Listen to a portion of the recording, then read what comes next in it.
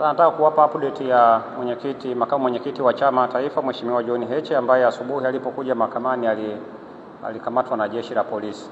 Kwa taarifa ya jeshi la polisi kupitia kwa DZCO afande George Bagemu anadai ni kweli wamemkamata John Heche kwa makosa ambayo hajayasema, lakini anasema jambo la John Heche haliko Dar es Salaam, liko Tarime, na amedai kwamba jeshi la polisi tayari wameshamsafirisha John Heche kutoka Dar es Salaam kuelekea Tarime.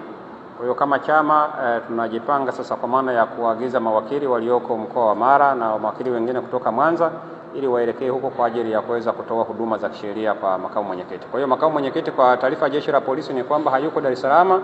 Baada ya kukamatwa kwake amesafirishwa kutoka Dar es Salaam kuelekea Tarime ambako wao wanadai tuhuma zake ziko kule, na wao baada ya kumkamata wameshampeleka kule kwa ajili ya hatua nyingine zaidi. Kwa hiyo nilitaka niwape update hiyo kwamba makamu mwenyekiti tayari ameshasafirishwa, ameelekea au amepelekwa Tarime ili aweze kwenda kuambiwa hizo tuhuma ambazo wanamtuhumu nazo. Ni hayo tu kabisa.